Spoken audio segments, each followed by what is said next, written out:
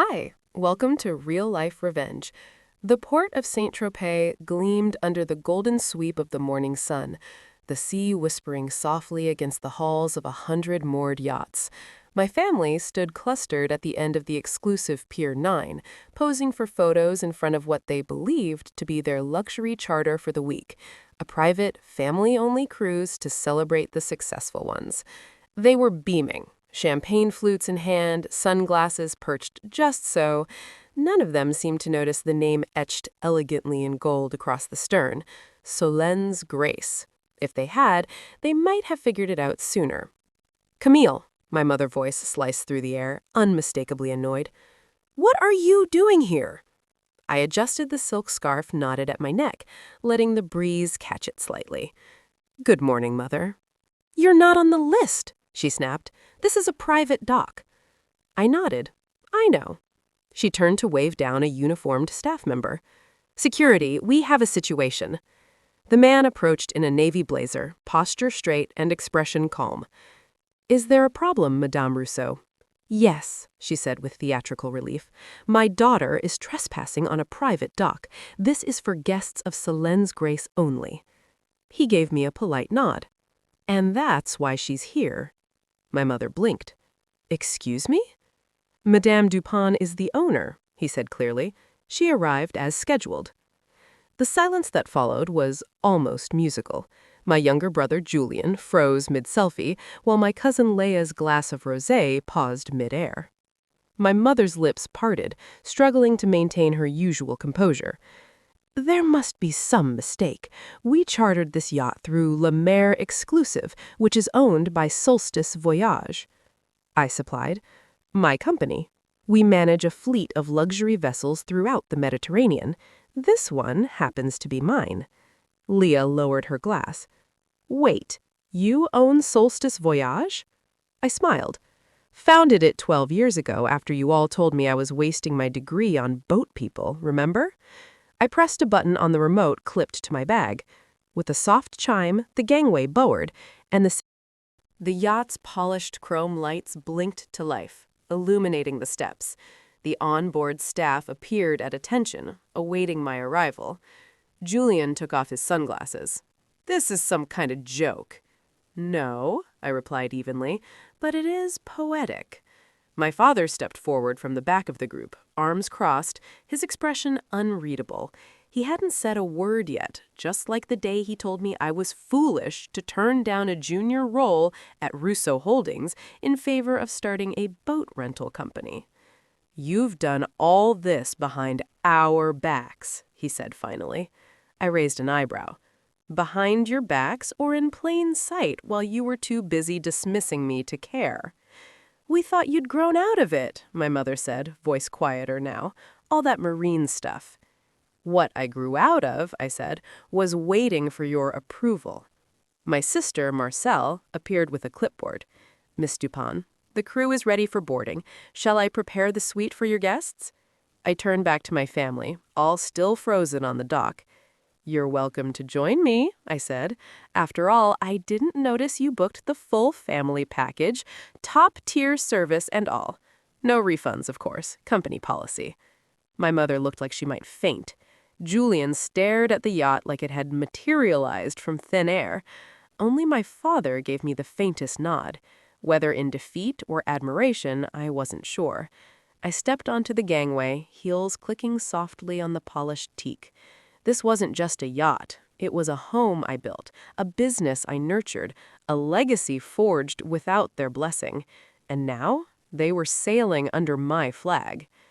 "Confirmed your rental of Solène's Grace for a 7-day Côte d'Azur cruise." I finished pulling up the booking on my phone.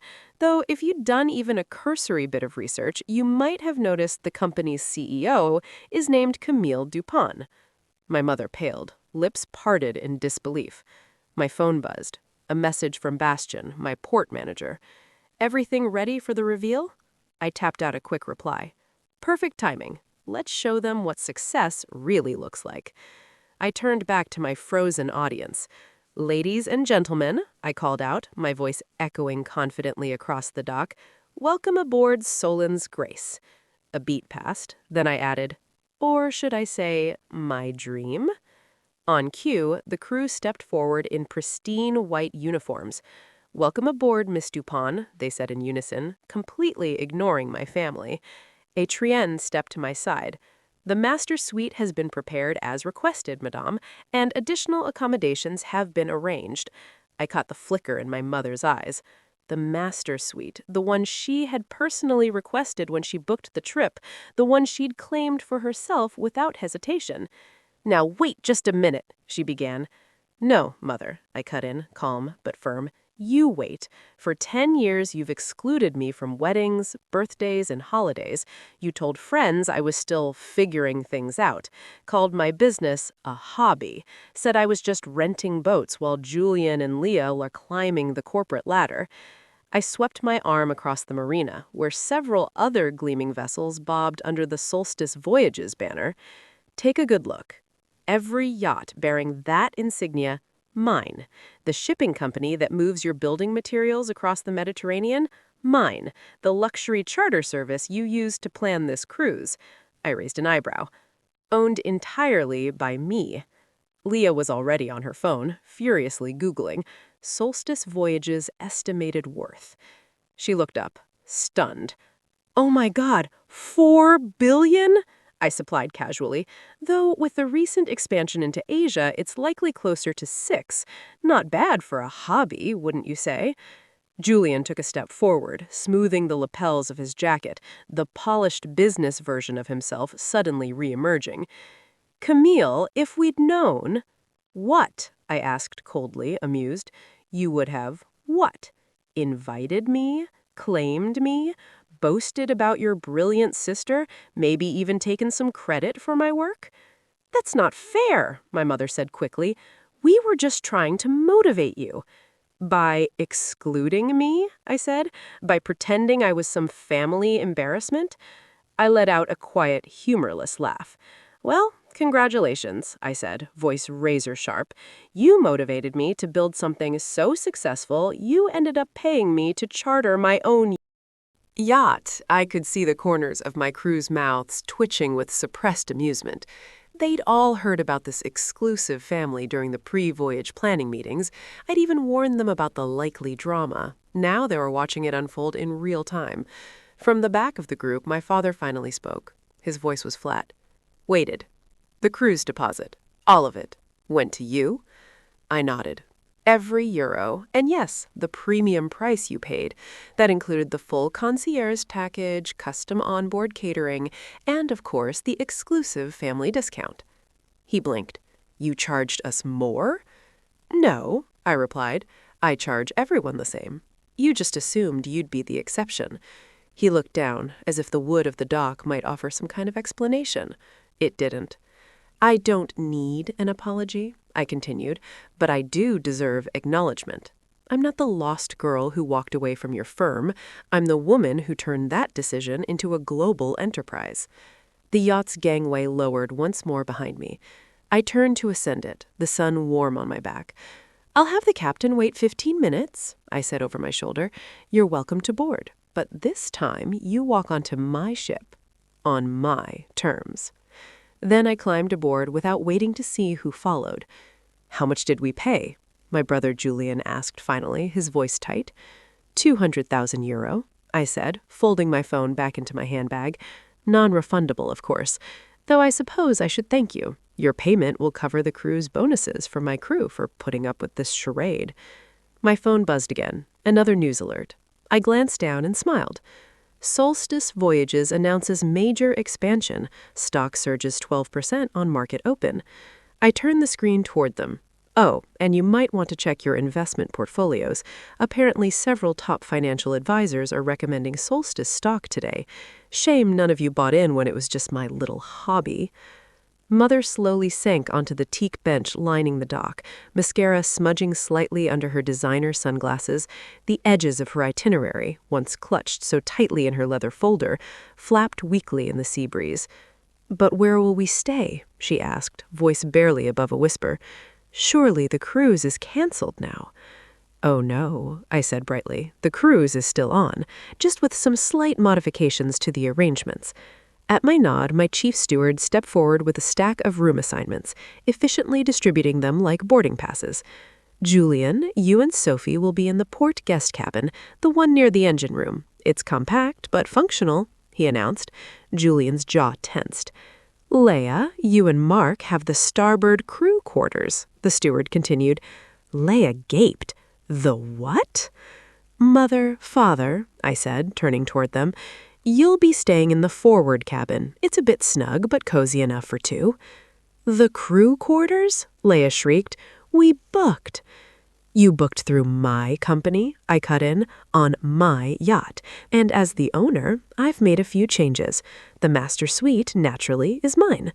This is outrageous, Mother said, standing now, her voice climbing an octave. We'll find another yacht. We don't have to put up with this in Monaco. I raised an eyebrow. During peak summer season, by all means try. I leaned slightly toward her. Elite Maritime controls over 70% of the high-end charters in this marina and nearly every other major port on the Riviera. Even if you do find an independent operator, your deposit here is still non-refundable, but I'm sure they'll be thrilled to charge you double for a last-minute booking. My phone chimed again, this time from Bastian. Apparently, paparazzi arriving in 10 minutes for the Solstice press conference. Want them to catch the family drama? Perfect timing, I texted back. Make sure they get my good side. Looking up, I let my gaze sweep across my stunned family. You have two options, I said, folding my arms loosely. You can stay and enjoy a lovely Mediterranean cruise, albeit in slightly humbler accommodations than you planned, or you can leave, lose your deposit, and explain to your society friends why your luxury vacation turned into a disaster before it even left the dock. The silence that followed was only broken by the gentle clinking of rigging against masts. The marina, moments ago full of polished performance, was now a stage of stunned reckoning. You're enjoying this, Julia muttered. I tilted my head. Watching the facades crack, watching the same people who called me a disappointment realize that I own the company they're trying to impress. I gave him a slow, deliberate smile. Yes, Julian, I rather am. Then, unexpectedly, my father stepped forward. His expression was more complex now, less disapproval, more something like understanding or perhaps respect. You built all this, he said quietly, without us, without any help. Without your help, I corrected steady. I built it after you all told me to grow up, that I was throwing away my education, that people like us don't work the docks. He looked around at the polished yacht, the uniformed crew, the reporters already gathering near the entrance to the pier. Well, he said finally, looks like you built something bigger than any of us ever imagined. I nodded once. That's the first thing you've gotten right today. As the engines purred to life and the captain signaled boarding, I turned and stepped onto the gangway, my crew at attention, the yacht shining in the morning sun. Behind me, one by one, they followed. But this time, they didn't lead the way. They boarded my ship on my terms. If you felt that shift the moment Camille finally took the wheel of her own story, then you won't want to miss what happens next. Subscribe to the channel and turn on notifications because the real voyage is just beginning, and not everyone on board is ready for the truth. Turns out, I didn't need the Russo family's real estate empire to be successful. I just needed all of them to underestimate me long enough to build one of my own. The sound of camera shutters snapping pulled everyone's gaze toward the dock. Photographers were now flooding into the marina, their lenses trained on Solstice Grace, the flagship of Solstice Voyages, and the unfolding spectacle on its polished teak deck. Smile, I advised my family coolly. These photos will be in every business magazine by tomorrow. I allowed myself a wry smile as I imagined the headlines already being drafted. Solstice Voyages CEO Camille DuPont welcomes a estranged family aboard her personal yacht, an inspiring tale of success, forgiveness, and quietly ruthless revenge. Mother's face shifted from flushed red to ghostly white. She understood now. This was a game, and I held every card. They could either play along and save face, or become a very public cautionary tale. "What do you want?" she asked, voice barely audible. "Want?" I repeated, laughing softly. "I already have everything I want. A thriving company, a global brand, a personal yacht. And now this delicious moment, watching you all come to terms with the fact that the daughter you dismissed became the woman you're now posing for photos with." My phone buzzed on cue, messages pouring in, cousins I hadn't heard from in years suddenly realizing who I really was, former business associates quickly connecting the dots, socialites scrambling to realign themselves with the real power in the room, or rather, on the water. "The press will want shots of the whole family," I continued smoothly. "I suggest you change into something more appropriate for a day at sea. Your cabins have Solstice-branded attire laid out. Can't miss a marketing opportunity." Rachel looked horrified, clutching her designer sundress like it might protect her dignity. "Branded clothing?" "Standard crew wear," I replied sweetly. "Since you'll be staying in the crew quarters, it seemed fitting." The chief steward stepped forward again. "Shall I escort them to their cabins, Madame Dupont?" "Please do," I said, "and remind them of the crew dress code. I'd hate for them to feel out of place." As they were led aboard, each one more stunned than the last, I turned toward the flashing cameras, every inch the composed, polished CEO they once told me I'd never become. Camille Dupont, founder and CEO of Solstice Voyages, welcoming her family aboard her personal yacht. A perfect photo, a better message. My phone buzzed again, my PR director, up 15% on expansion news. "Want me to mention the family angle?" I smiled and typed back, "Absolutely. Focus on the self-made success story. Make sure they know I started with a small boat rental in Cassis, rusted engine, secondhand radio, and all." They say success is the best revenge, but success delivered with perfect timing, a sunlit yacht, and a well-timed headline, that's unforgettable. As for my family, they wanted a luxury cruise for the successful ones. They just never specified which side of the service line they'd be on. "Welcome aboard, Celine's Grace family," I called out as the last of them was shown below deck. "Your crew uniforms are in your cabins. Every great story starts somewhere, and nothing says humble beginnings like crew quarters on a yacht. You thought you were important enough to rent." The Mediterranean. Sun danced off the hull as photographers jostled for the best shot. Somewhere beyond the cliffs, the sea stretched wide and unbothered, like my future, once I stopped asking for permission. "Shall we set sail?" I asked, loud enough for both the press and my family to hear. I believe my guests are eager to begin their experience. The anchor rose, and with it so did the last of their illusions about power, success, and the daughter they dismissed. If my story struck a chord, if you've ever been underestimated, overlooked, or told to stay in your place, I want to hear from you. Leave a comment, share your moment of rising. And if you're still waiting for that moment, don't wait. Build it, brick by brick, in silence if you must.